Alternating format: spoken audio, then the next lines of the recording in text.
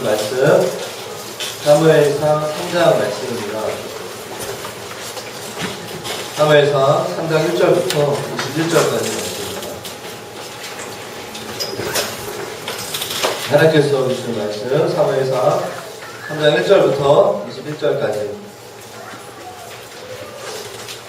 같이 교독하도록 해서 제가 먼저 읽겠습니다. 아이 사무엘이 엘리 앞에서 여호와를 섬길 때에는 여호와의 말씀이 희귀하여 이상이 흔히 보이지 않았더라.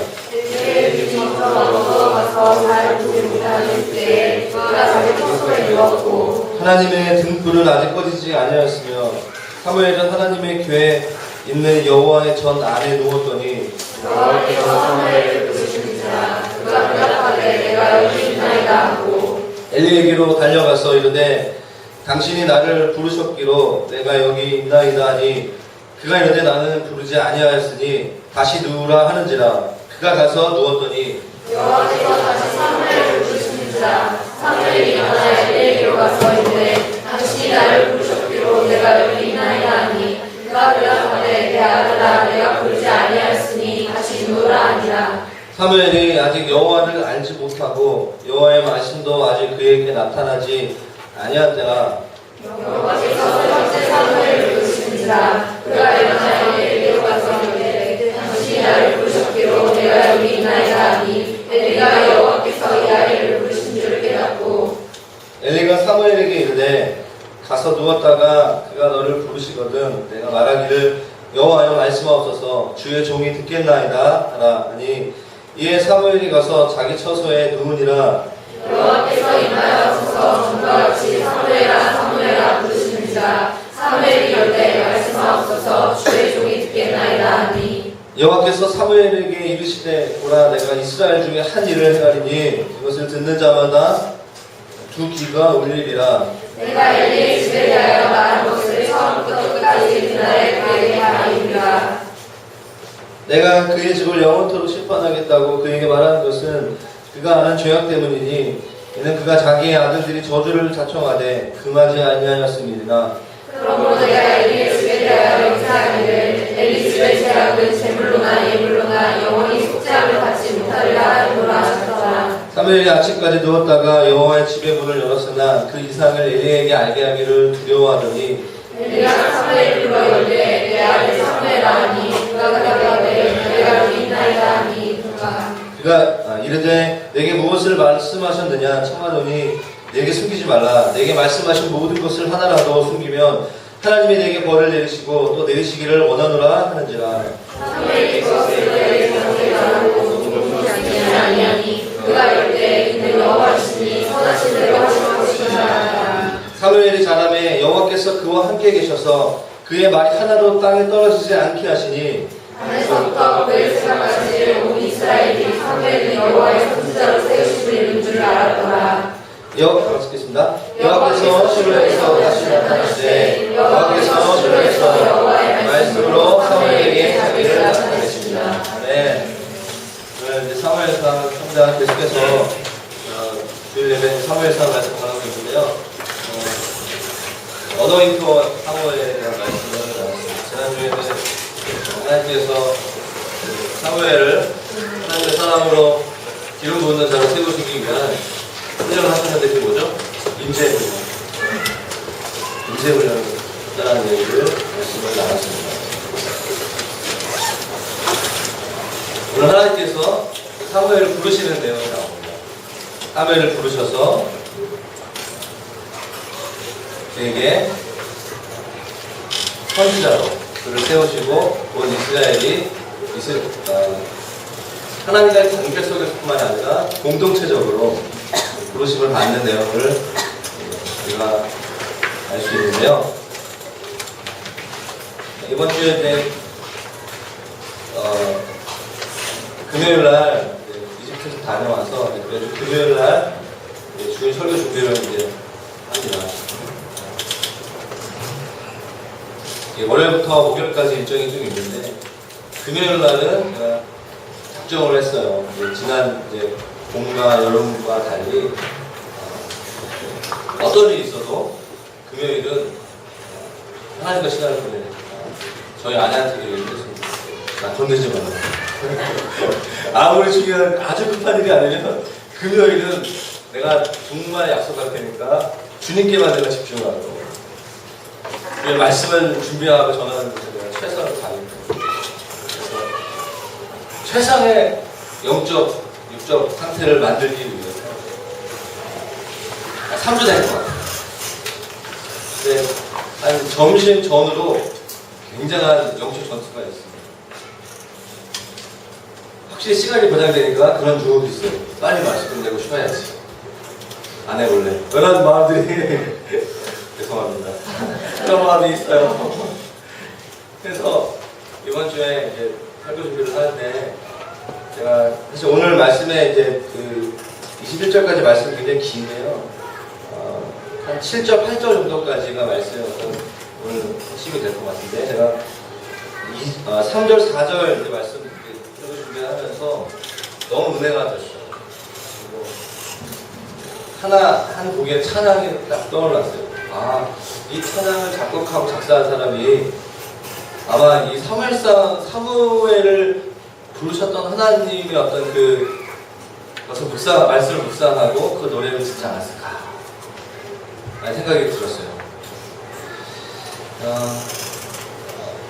제가 인터넷에 찾아봤습니다. 가사를 좀 한번 좀 여러분에게 들려드려야 되겠다. 오늘 설교의 서론입니다. 노래를 불러보고 싶지만 그냥 서로 부담스러울까봐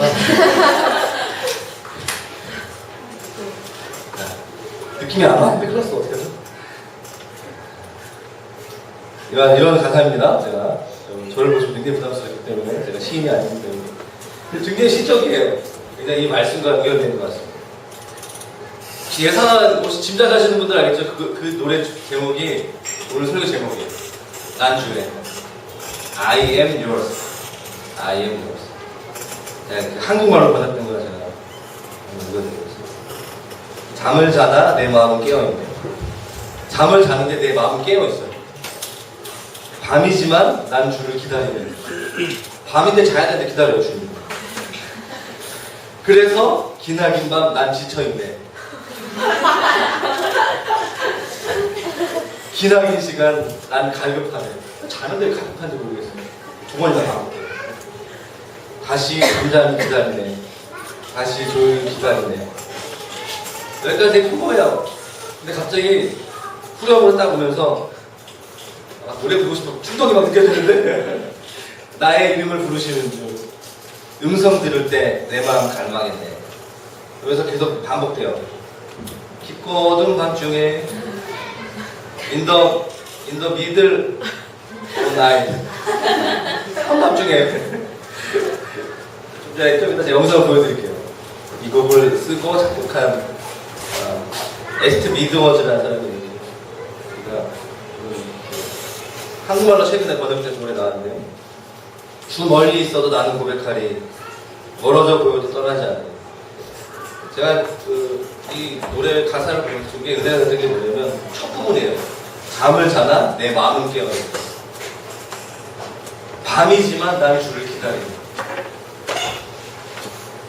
기나긴 밤 난 지쳐있네. 제가 이 부분에 제 감정이 잘 돼요. 난 지쳐있네요. 한번 좀 볼까요? 영상.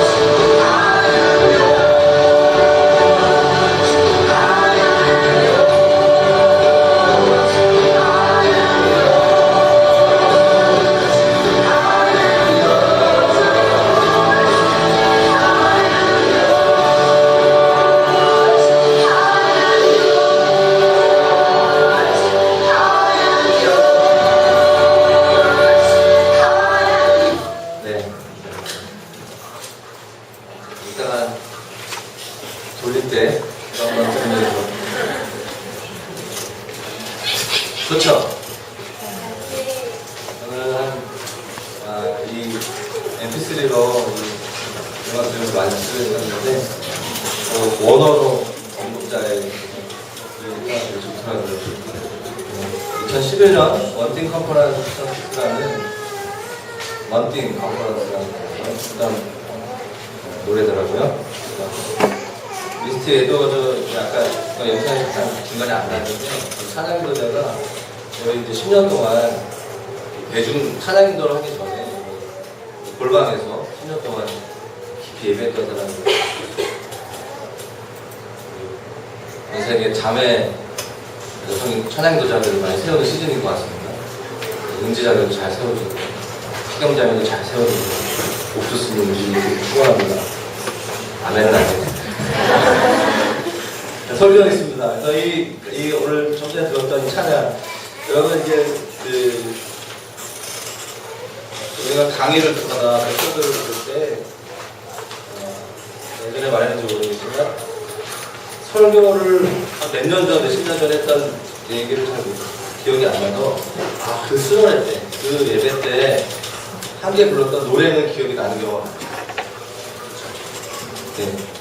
노래는 말보다 8배의 효과가 있습니다. 노래가 중요해요. 노래가 회복돼야 됩니다.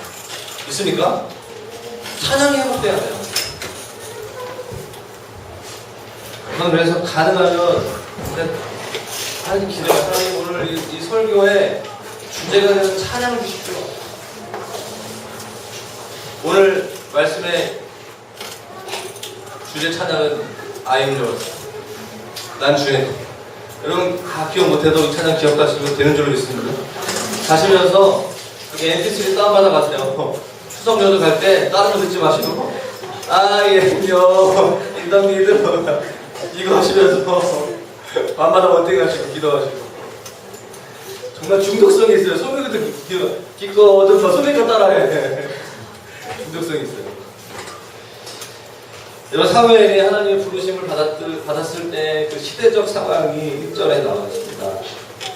아이 사무엘이 엘리 앞에서 여호와를 섬길 때 여호와의 말씀이 희귀했다고 얘기합니다. 그리고 그래서 이상이 흔히 보이지 않았다라고 얘기합니다. 여러분 엘리 앞에서라는 말은 엘리 제사장 곁에서 엘리 제사장의 지도 아래서라는 의미라고 보면 될 것 같아요. 우리 1절 말씀을 표준세번역으로 보면 그때에는 주님께서 말씀을 해주시는 일도 드물었고 환상도 자주 나타나지 않았다라고 얘기하고 있습니다. 여러분 이상은 영어로 보니까 비전이에요. 이상은 하나님으로부터 온 계시가 하나님 자신을 나타내신 어떤 그 깨달음이 선지자라든가 하나님의 특별히 선택받은 자들에게 꿈과 같은 형태로 주어지는 것이 이상, 또 환상이었습니다. 1절 말씀에 이상이 흔히 보이지 않는다는 말은 그 시대가 사무엘이 부름받았던 그 시대가 하나님의 인도하심이 없는 즉 하나님과 단절된 모습을 보여주는 시대적 상황이었다라는 것입니다. 말씀이 희귀하고 이상과 환상이 보이지 않았던 시기인 것인데요. 그 시대의 영적 상황들, 영적 기상을 한 문장으로 표현한, 말씀으로 표현한 대표적인 말씀이 그 다음 말씀, 2절 말씀이에요. 같이 한번 볼까요? 자, 한번 읽어보겠습니다. 시작. 엘리의 눈이 점점 어두워가서 갈 보지 못하는 그때에 그가 자기 처소에 누워. 엘리는 대제사장이라고 제가 지난주에 소개했습니다. 엘리의 눈이 점점 어두워져 가고 있다는 것이에요. 여러분 눈이 어두워져 간다는 것은 다시 말하면 나이를 먹어간다는 말이기도 합니다. 육신의 눈이 어두워져 간다는 것은 영적인 눈도 쇠퇴해 간다라고 가는 것이라고 말할 수 있습니다. 대제사장이었던 엘리의 눈이 어두워져 가는 것이죠.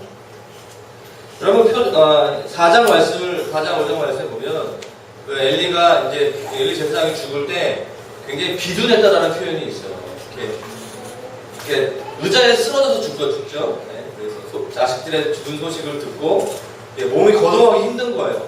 나이가 굉장히 많았는데 살을 너무 많이 찌고 이렇게 기계가 많고 그래서 몸을 거동하기 힘들 정도로 이렇게 그런 표현이 나와 있다는 것이.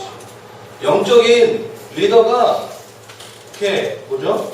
눈이 어둡고 또 몸이 비대해지면서 영적인 눈도 이렇게 흐려지면서 백성들을 하나님의 사람으로 하나님의 공동체를 이끌지 못했던 그런 모습을 이렇게 이전 말씀에 표현한다라고 볼 수 있을 것 같습니다. 육신의 눈과 영적인 눈이 쇠퇴하는 그때에 하나님께서 한 사람을 준비시키죠. 사무엘인데요. 그때라고 얘기했습니다. 그때에 엘리의 눈이 점점 어두워가서 잘 보지 못하는 그때에 시대의 이상이 보이지 않고 여호와의 말씀이 희귀한 그때에 다른 영어 성경을 보니까 one night 어느 날 밤에 라고 얘기하고 있어요. 그 하나님 말씀, 하나님의 그 음성이 들려지지 않는 그 공동체적 상황 가운데 어느 날 밤에 우리는 그날 밤을 주목해야 돼요. 그 이전과 그날 이후는 굉장히 달라지는 밤이기 때문인 것입니다.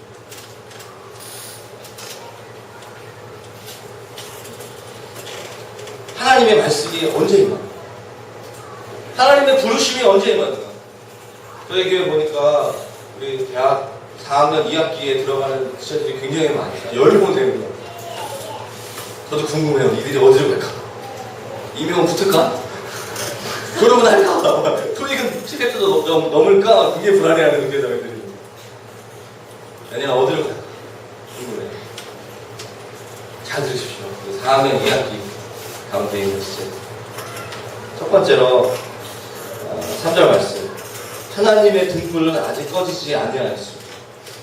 그때와 연결되어야 됩니다. 그때, 그날, 그날 밤에 하나님의 등불이 아직 꺼지지 않았어요. 사무엘이 어디 있었어요? 하나님의 궤에 있는 여호와의 전 안에 두었다. 시간과 장소에 대한 얘기가 나와요. 여러분 이게 3절 앞에 부분 보면요. 아직이라는 표현을 쓰고 있습니다. 제가 봤을 때는요. 말씀 묵상하면서 아직이라는 그 단어가 굉장히 눈에 와닿았는데 그것은 눈이 어두워져 가고 있는 엘리 제사장과 비교하기 위해서 쓴 표현이 아닙니다. 엘리는 2절 후반부에 그가 자기 처소에 누웠지만 아직 사무엘은 그날 밤에 꺼지지 아니하는 그 등불, 하나님의 등불 앞에 있다는 거예요. 여러분 이 말씀을 좀 이해하기 위해서는 좀 성막에 대한 이해가 좀 필요합니다. 성막. 뭔 소리가 싶죠? 구약시대, 족장시대에는 주로 이제 제단을 쌓고 예배를 드렸습니다.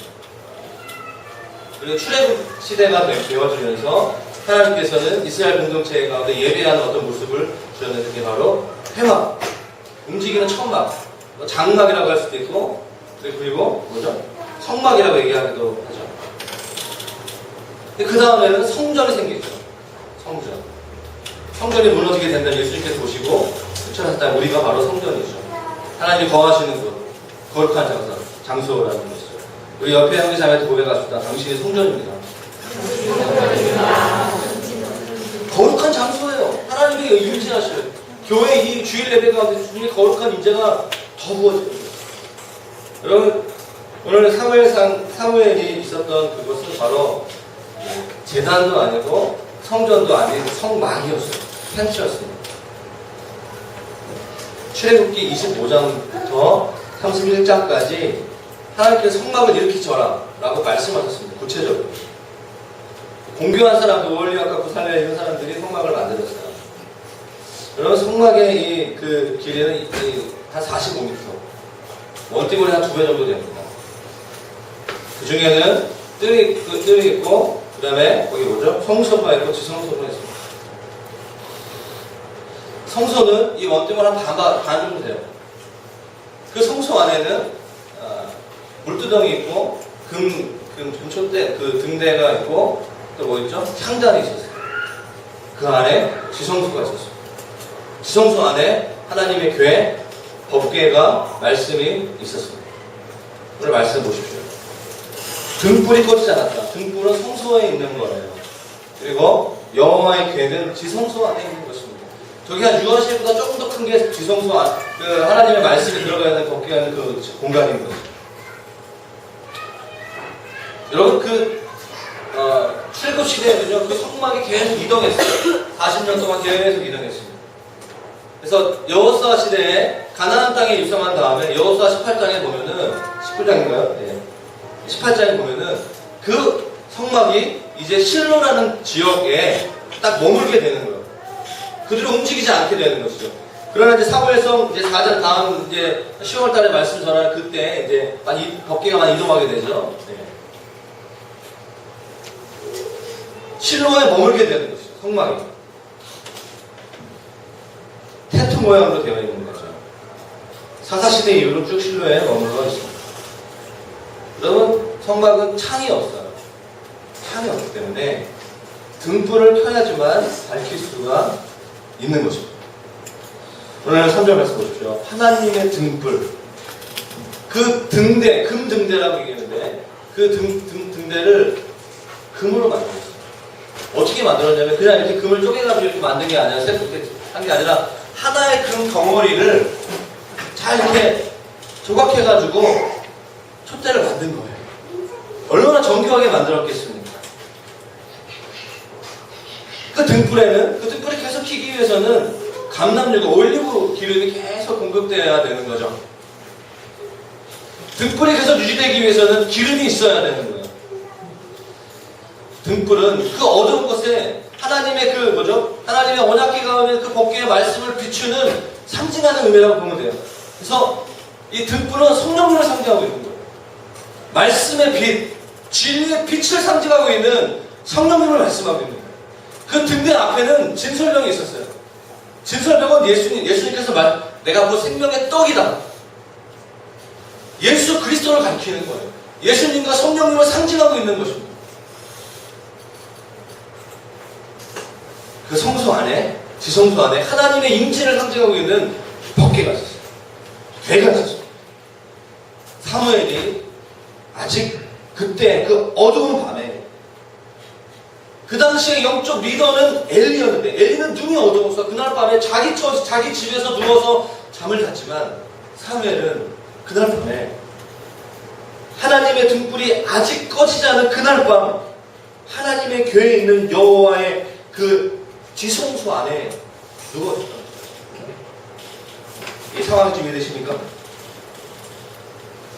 그럼 시편 119편 105절 말씀에 주의 말씀은 내 발의 등이요 내 길의 빛이니이다 라고 말씀하셨습니다. 사무엘하 22장 29절 말씀에 다윗이 이렇게 얘기했습니다. 여호와여 주는 나의 등불이시니 여호와께서 나의 어둠을 밝히시리다. 여러분 사무엘이 엘리 제사장처럼 잠을 푹 잤겠습니까? 여호와의 등불 앞에서 또 지성소 안에서 아마 그런 선잠을 잤을 거예요. 아마 기도하다가 잠깐 잠들었을 수도 있어요. 그 상황을 좀 보셔야 됩니다. 사무엘이 여호와의 전 안에 누워 있었다라고 할 때 그러니까 이불을 깔고 정말 편안하게 매트리스 위에서 침대 위에서 잔 것이 아니라 사무엘은 밤이 맞도록 기도하다가 잠깐 졸던가 잠을 청하더라도 깊은 잠을 잔 것이 아니라 반수면의 상태 속에서 있었다라고 볼 수 있습니다. 이게 뭐죠? 한마디로 말하면 사무엘은 영적 긴장감 상태 가운데 있다는 거예요. 민감하고 깨어있는 상태 가운데 있다는 것입니다. 저희 말씀 묵상하면서 마태복음 25장 말씀이 떠올랐어요. 열처녀 비유. 천국은 신랑을 맞으러 나간 열처녀와 같다라고 주님께서 말씀하셨죠. 마태복음 24장 마지막 때에 대해서 얘기하시고 마태복음 25장 연속적으로 계속 설교하시면서 마지막 하나님 나라의 모습에 대해서 주님께서 말씀하시면서 열처녀의 비유를 말씀하시면서 5 처녀들은 지혜로운 처녀들은 기름을 준비하였고 지혜롭지 않은 미련한 처녀들은 기름을 준비하지 않았기 때문에 신랑이 늦게 오는 바람에 그 기름이 준비하지 못해서 그 등불이 꺼지게 되는 그 이야기들을 우리 마태복음 25장 가운데 우리가 볼 수 있습니다. 사무엘은 등불을 끌 수가 없었어요. 왜냐? 이스라엘을 위해서 기도하는 죄를 범하고 싶지 않았기 때문에. 사무엘이 정말 엄청난 말을 했습니다. 사무엘의 마지막 죽을 때의 고별 설교, 이스라엘 백성들에게 죽을 때 설교했던 그 이야기. 그게 바로 사무엘상 12장 설교예요. 사무엘상 12장은 사무엘이 오늘 3장의 첫 번째 공식적으로 부르심을 받는 내용이고, 사무엘상 12장에는 사무엘이 마지막으로 설교하는 내용인데 그 중에 23절 말씀이에요. 나는 너희를 위하여 기도하기를 싫은 죄를 여호와 앞에 결단코 범하지 않으겠다.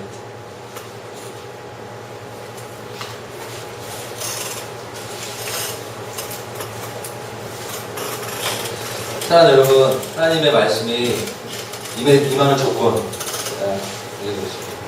시기, 원날, 어느 날 밤에, 그때는 하나님의 말씀이 시기하고 하나님의 이상이 보이지 않는 그런 시대적 상황 가운데 하나님은 사무엘에게 말씀하셨어요. 하셨습니다. 이 시대가 아무리 어둡고, 이 시대가 아무리 하나님 말씀이 없고, 교회 조차에서도 여러 가지 많은 이야기들이 있는 시대라 할지라도 사무엘 같은 자들은 하나님은 찾으시는 줄로 믿습니다. 어느 날 밤에 아무도 없는 곳에서 기도하다가 잠들고, 아까 미스터 에드워드가 잠을 자는 내 마음 깨어있네. 밤이지만 난 주를 기다리고 기나긴 밤 난 지쳐. 사무엘도 그랬을 거예요. 아마 이 말씀을 묵상한 미스터 이 자매가 고백을 했을 거예요. 저는 기도의 집에 대한 것들을 보면서 신학적으로 그것을 맞고 옳고 틀리고 떠나서 하나님께 전 세계 가운데 기도하는 사람들을 세우시면서 그들의 하루에 어쩌면 이렇게 가장 중요한 시간들, 잠을 잔다는 것은 잠을 자고 잠을 자야지만 그 다음날 하루의 일정을 소화할 수 있지 않습니까? 저의 체력 관리 중에 하나가 숙면이에요. 저희 아내가 참 놀라는 건데, 그냥 잠을 자면 자요. 웬만하면 30초, 1분 안에 잠을 자는 하나님 주신 은혜라고 생각합니다. 불면증처럼 고통스러운 게 없지 않습니까? 우리 중에 많이 계신 것 같은데 누구는 바로 자시는, 바로 주무시는 분들 많이 있는데요. 근데 이 시대 하나님께서 잠을 포기하고 나이트 워치, 밤에 깨어있는, 밤에 파수꾼이 되는 거예요.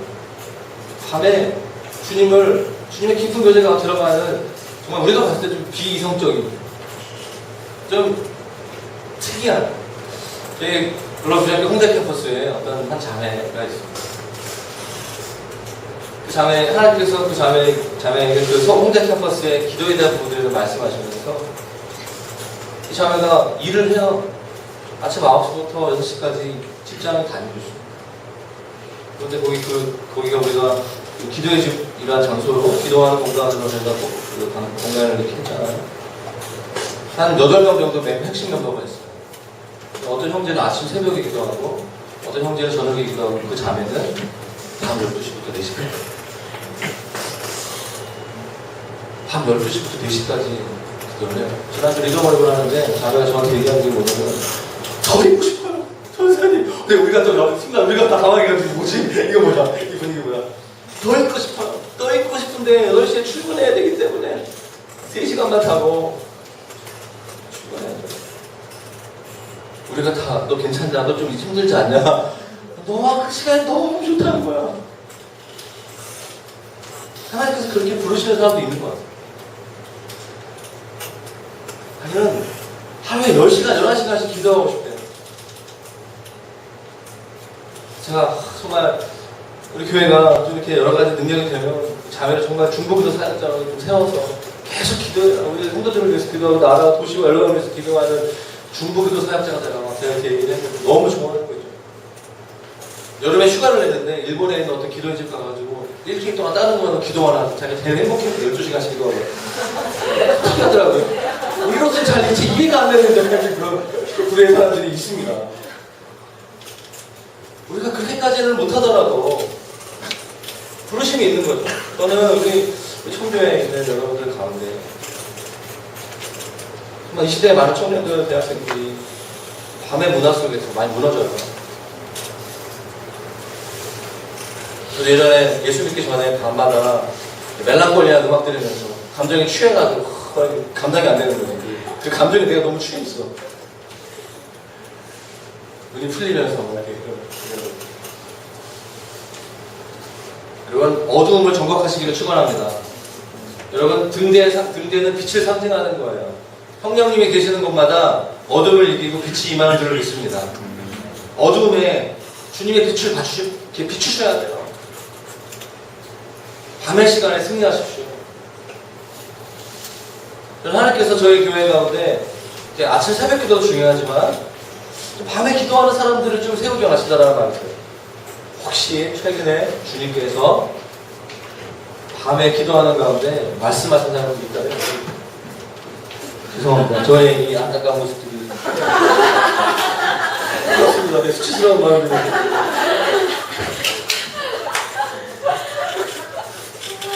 사랑합니다.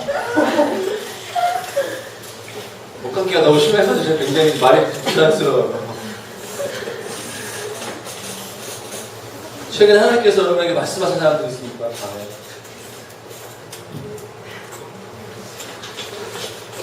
사무엘에게 하나님이 말씀하신 그 하나님의 사무엘에게 부르시는 좀 기억하시면서 말씀 앞에 나아갔으면 좋겠습니다. 사무엘은 계속적으로 하나님의 임재를 상징하는 여호와의 말씀 앞에 머물러 있었습니다.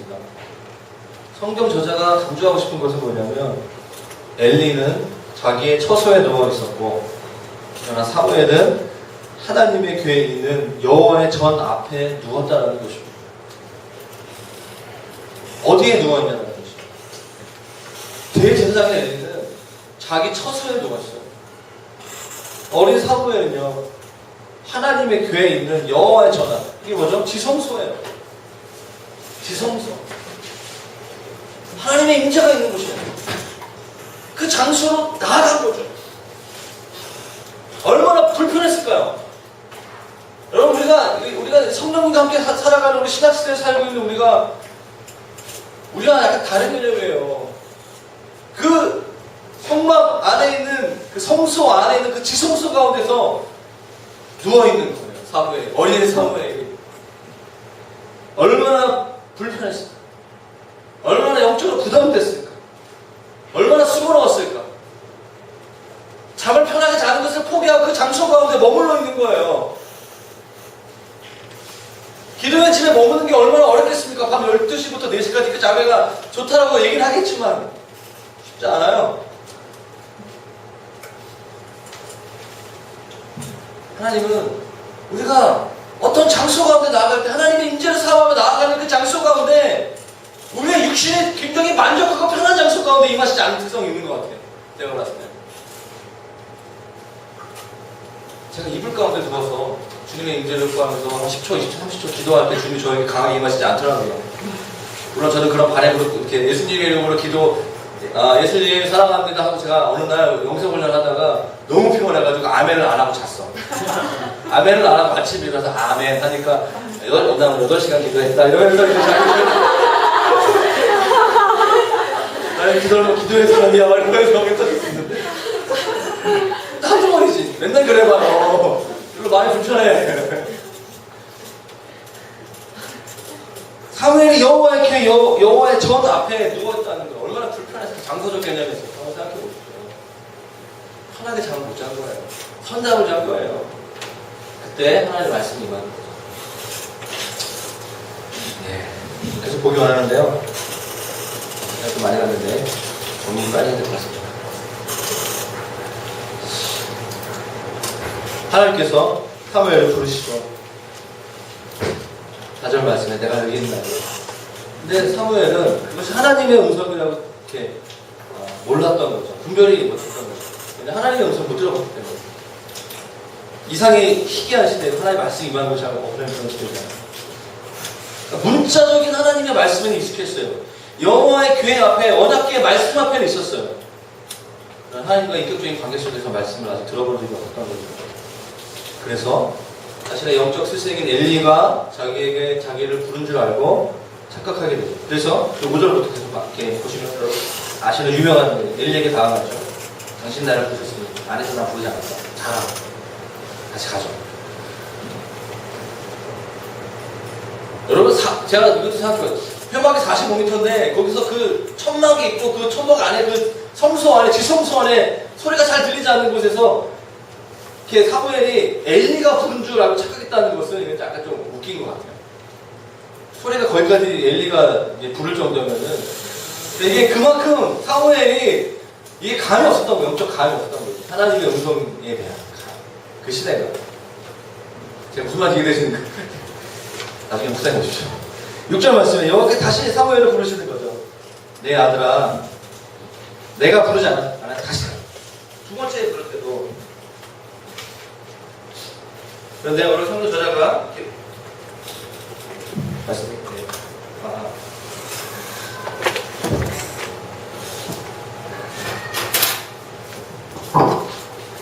오늘 마이크도 안 걸어줘. 7절 말씀에 보면요. 같이 한번 읽어볼까요? 사무엘의 영적 상태를 나타내주는 말씀인데요. 같이 한번 7절 읽도록 하겠습니다. 시작. 사무엘이 아직 여호와를 알지 못하고 여호와의 말씀도 아직 그에게 나타나지 아니하였더라. 사무엘이 그가 밤에 깨어 있었고 여호와의 지성소 앞에 머물러 있었음에도 불구하고 아직 여호와를 알지 못했다라는 거죠. 아직. 그리고 아직 그에게 하나님의 말씀이 나타나지 않았던 때다라고 얘기하고 있습니다. 여러분 여호와를 안다라고 얘기하는데요. 여호와를 안다라는 것이 무엇일까요? 이번 주에 이제 교사 모임을 하는데 내가 사랑하는 수업이라는 책에 안다라는 것에 대해서 친절하게 우리 김찬 선생님이 설명해 주고 있더라고요. 그 책에 있는 부분을 잠깐 참고해서 이 말씀을 드리면요. 안다는 것은 히브리어로 야다라는 말인데요. 사랑하는 남녀가 정신적, 육체적으로 연합할 때 사용되는 단어라는 말이에요. 성경에서 안다라는 것은 단순하게 지식적으로, 문자적으로 안다는 것이 아니라 그 지식과 문자를 통하여 지식과 문자를 통한 관계적 암, 다시 말해서 의미 있는 관계, 인격적 만남이 시작됐다는 것을 의미하는 것입니다. 그래서 오늘 7절 말씀을 보면 여호와를 알지 못한다는 것은 말씀을 모른다거나 지적으로 문자적으로 모른다는 것이 아니라 사무엘이 하나님을 인격적으로 모른다. 그가 그렇게 오랫동안 영적으로 훈련되어졌고 밤마다 깨어서 기도하는 사람이었고 하나님의 말씀이 있는 곳에 있었지만 여전히 그는 아직 하나님을 인격적으로 몰랐다라는 것이죠.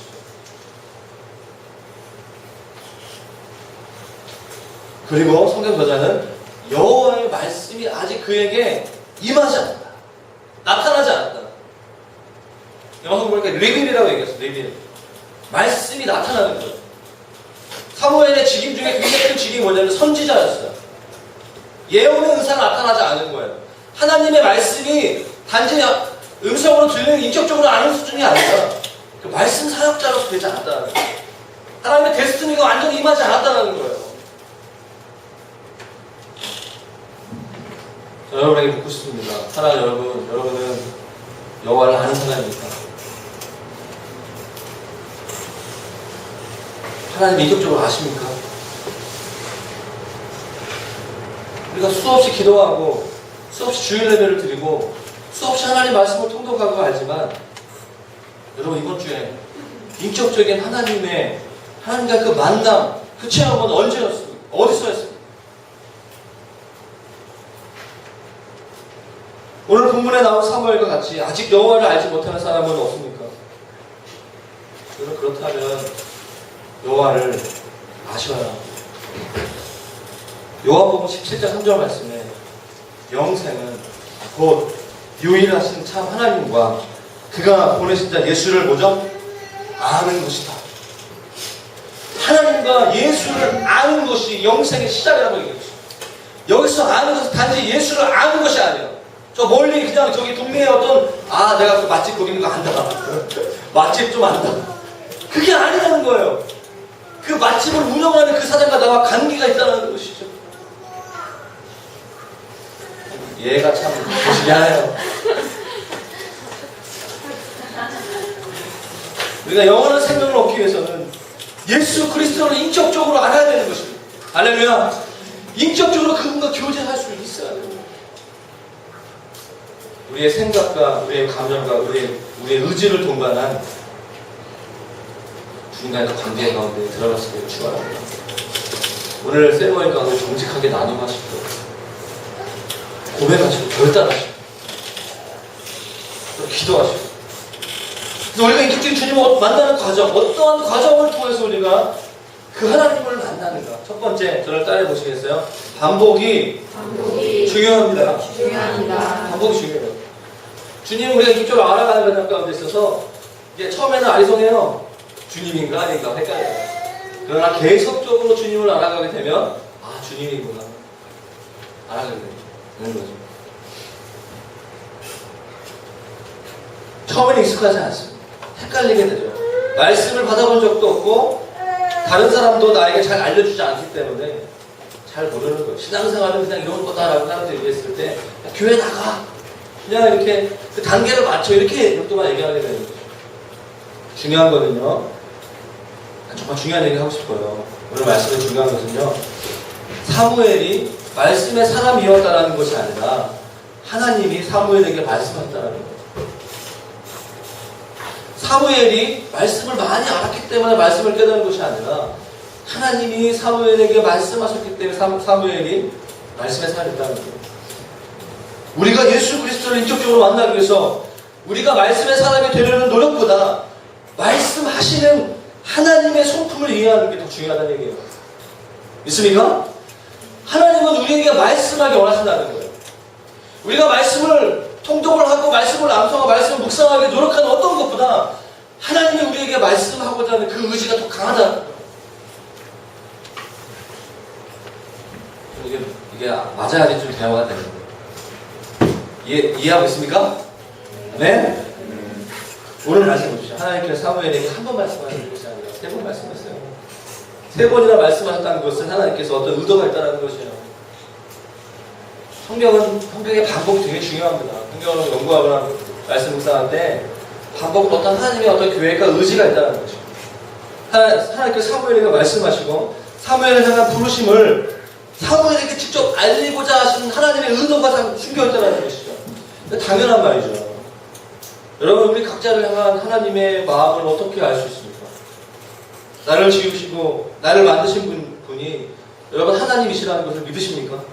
만약 하나님께서 나를 지으시고 나를 만드신 분이라는 것을 믿는 믿음이 있다면 하나님께서 나에게 말씀하시겠죠. 내가 너를 만든 것은 이것을 위해서 내가 너를 만들었다라고. 믿습니까? 여러분 그 믿음이 있으세요? 그 기대가 있으세요? 하나님이 더 많다는 거예요. 우리가 하나님의 음성을 듣고자 하는 그 기대보다 하나님이 우리를 만드셨고 우리를 창조하셨기 때문에 우리에게 내가 너를 만든 그 이유와 목적을 말씀하시고자 하는 그 의지가 더 많다는 거예요. 믿으시면 아멘? 네. 이해되십니까? 이게 놀라운 거예요.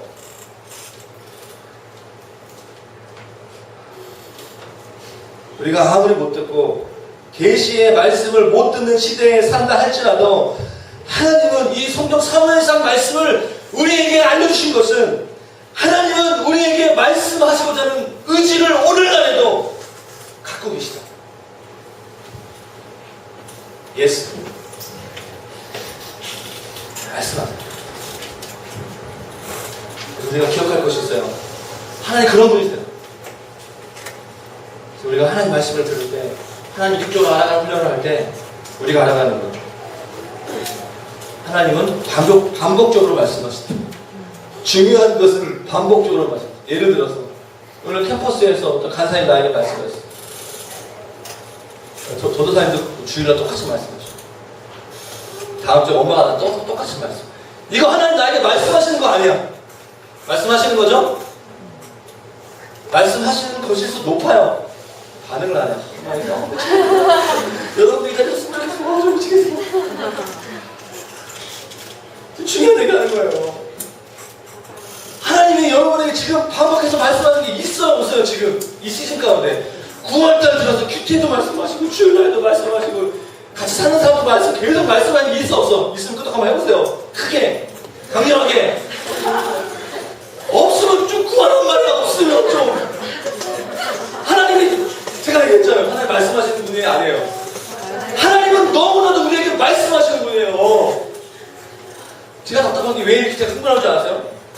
졸업하는 시도가 전사님 제가 어떻게 했을지 모르겠어요. 왜 모르냐 지금. 나는 알겠는데 내가 너 인생 뒤집을 수도 없고 나는 알겠는데 너는 왜 모르냐. 하나님 너에게 말씀하시고 기도하는데 너 기도하지. 기도해. 말씀하. 묵상해. 묵상 안 해. 묵상해. 왜 몰라. 정말 미치겠는 거예요 저는 정말.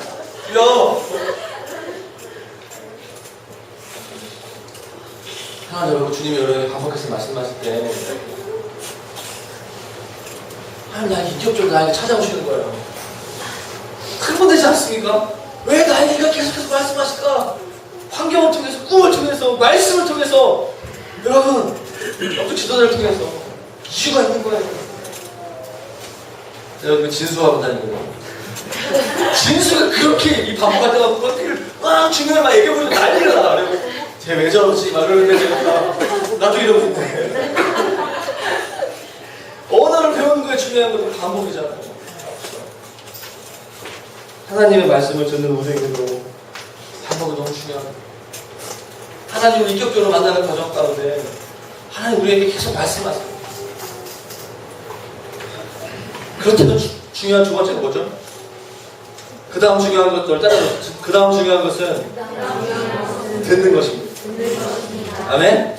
제가 추가로 얘기하고 싶은 건 뭐냐면 듣는 대로 말하는 순종입니다. 세 번째 중요한 것. 하나님 우리에게 반복해서 말씀하시고 우리가 듣고 들은 대로 말하는 그 선지자 우리 사무엘 제 얘기가 마치도록 하겠습니다. 듣는 게 중요해요. 엘리가요 3번이나 하나님까지 감이 온 거예요. 엘리도 지금은 이렇게 눈이 어두워지고 했지만 예전에 감이 있었던 거예요. 그가 제사장으로 부름받았을 때 이미 하나님의 음성이 어떻게 들리는가 알았어요. 그래서 3번이나 반복하는 과정을 통해서 야 하나님의 음성인 줄 알아. 엘리가 8절 후반부에 여호와께서 이 아이를 부르시는 줄을 깨닫고 계속 잠을 깨우니까 좀 귀찮은 분이 있었던 것 같아요. 깨닫고 엘리가 사무엘에게 알려주는 거예요. 그가 너를 부르시 9절 말씀에 그가 너를 부르시거든 내가 말하기에 여호와여 말씀하옵소서 주의 종이 듣겠노라. 한번 2분만 따라 보겠습니까? 여호와여 시작. 여호와여 말씀하옵소서 주의 종이 듣겠다. 아멘. 너무 중요한 태도예요. 하나님과 인격적으로 교제하는 그 너무 중요한 태도. 별표 5개. 여호와여 말씀하옵소서 주의 종이 듣겠나이다. 듣는 자세. 한국교회와 우리 젊은 사람, 지성인들이 가져야 될 신앙의 태도라고 저는 생각합니다. 여호와여 말씀하옵소서 주의 종이 듣겠나이다. 여호와여 말씀하옵소서 내가 듣고 싶은 것만 듣겠나이다. 여호와여 말씀하옵소서 들어보고 결정하겠나이다. 대부분 우리가 이렇게 들어보고 제가 전사님이 이제 상담 제가 하다 보면 신방 같은 거 하다 보면 제가 뭔가 이렇게 기도하다 그 자매나 형제한테 이런 부분 교회 이런 거 했으면 좋겠습니다. 제가 생각하고 이제 얘기를 해요. 얘기를 해보시고 제가 좀 할만하다 싶으면 제가 하겠습니다. 이게 아니에요 이게. 뭐 저한테 그럴 수도 있어요. 괜찮아요. 주님이 말씀하실 때 여호와여 말씀하옵소서 주의 좀 듣겠나. 아멘. 주님 말씀하십니다. 우리에게 중요한 것은 태도예요. 듣는 태도. 그리고 사무엘에게 더 큰 사무엘에게 하나님이 사무엘을 택하시면서 엘리의 말을 듣고 사무엘이 순종을 하죠. 내가 여기 있나이다. 말씀하옵소서 주의 좀 듣겠다. 이제 좀 지나가서 이제 사무엘에게 그 엘리 제사장이 하나님께서 사무엘에게 말씀하셨던 그 말씀을 엘리가 하나도 빼지 말고 나한테 다 얘기해라. 근데 사무엘이 잠시만요.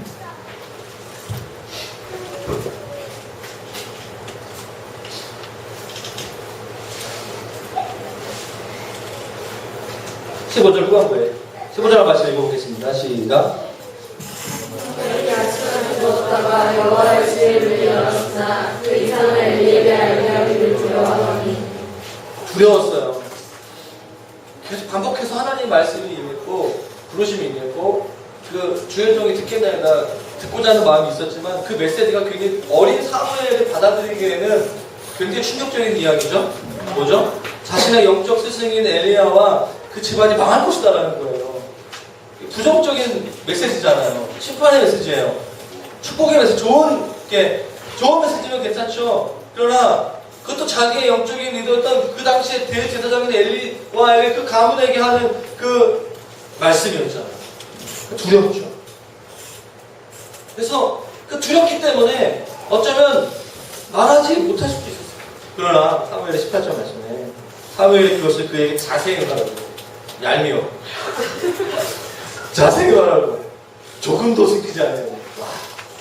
그가 이르되 엘리가 이르되 이는 여호와의 신이 선하신 대로 하시고. 엘리가 이 말씀을 어린 사무엘이 한 말씀이 아니라 하나님이 엘리를 통하여서 영적 권위를 가지고 하나님이 하신 말씀이라고 받아들이게 되는 거죠. 순종하는 거죠. 권위야. 영적인 권위야. 사랑하는 여러분 더하거나 빼거나 하지 않는 사람이 됐으면 좋겠어요. 더하면서 이야기하는 사람이 사건 목자죠. 거짓 예언가들이죠. 무조건 하나님 말씀하지도 않았는데 축복하는 거예요. 너 무조건 잘 될 거야. 무조건 긍정. 무조건 긍정. 긍정이 필요하죠. 100% 긍정의 메시지. 매일마다. 매 주일마다. 거짓된 축복을 예언하는 선지자죠. 그러나 사실은 그것보다 더 어려운 것은요. 어려운 이야기들을 숨기지 않고 이야기하는 게 더 어려워요. 하나님이 주시는 마음을 숨기지 않고 이야기하는 훈련을 받은 사무엘. 그의 인간적인 어떤 고민들, 두려움과 그 고민들을 한번 쌓이고 있습니다. 자신의 영적 아버지 엘리와 그의 집안을 향한 하나님의 저주의 예언을 전하는 것은 쉬운 게 아니었습니다. 그러나 사무엘은 그에게 자세히 그리고 조금도 숨기지 않아야 하는 것입니다. 그래서 하나님께서 하나님으로부터 온 메신저라는 것을 그 당시에 영적 대제사장 엘리가 인정하게 되고 더 나아가서 19절 20절 말씀에 사무엘이 자라매 여호와께서 그와 함께 계셔서 그의 말이 하나도 떨어지지 않게 하십니다. 이거 엄청난 말씀이에요. 그의 말이 떨어지지 않았다는 거예요. 그리고 10절 말씀에 단에서부터 부활세대까지 온 이스라엘 지명의 그 경계에 해당되는 지명인데요. 사무엘이 여호와의 선지자로 세우심을 이룬 줄 알았다. 하나님의 메신저구나. 말씀 맺도록 하겠습니다. 사무엘은 선지자였고요. 왕에게 기름을 부은 언어인 수였습니다. 그의 말이 하나도 떨어지지 않았습니다. 엄청난 권세, 말의 권세가 있는 사람이었습니다. 오늘날에 사무엘과 같은 하나님을 인격적으로 아는 메신저들이 일어나야 될 줄로 믿습니다. 아멘. 하나님께서 여러분들, 저와 여러분들 메신저를 부르시는 거예요. 하나님의 기름 부으심을 전수하는 사무엘과 같은 메신저들이 이 땅에 너무나 많이 필요합니다. 캠퍼스에 각 직업 영역 가운데 특별히 이번 주에 가정에 추억의 고향에 갈 때 하나님께서 사무엘을 높이신 과정들을 묵상해 보십시오. 사무엘이 반복해서 하나님의 음성을 들었고 그 말씀을 들었고 그 말씀 앞에 철저하게 그 말씀 그대로 순종했습니다. 그런데 하나님께서 사무엘을 세우시고 그의 두려운 상황 가운데 있음에도 불구하고 그를 온 이스라엘에 하나님으로부터 온 여호와의 말씀이 희귀하고 이상이 보이지 않는 그 상황 가운데 영적 지도자로 그를 세우시는 것을 오늘 사무엘상 3장을 통해서 우리가 보게 되었습니다. 그 하나님의 부르심이 어느 날 밤에 그리고 하나님의 그 지성소 안에 말씀 앞에서 있었던 것처럼 우리가 기도하고 말씀하는 가운데 하나님이 저 여러분에게 말씀하신 것입니다. 이미 말씀하셨어요. 오늘 그 확증이 오늘 셀가족 교회 가운데 있게 되시기를 바라고요. 오늘 함께 기도하면서 우리 말씀 마치도록 하겠습니다. 오늘 3절, 4절 말씀 같이 다 같이 일어나셔서 말씀 읽고 말씀 따라 같이 우리가 우리의 큰 소리로 한번 말씀 읽고 하나님 제가 이런 사무엘 같은 잠깐이 원합니다. 그런 마음으로 3절, 4절 같이 읽고 기도하겠습니다. 읽겠습니다. 시작.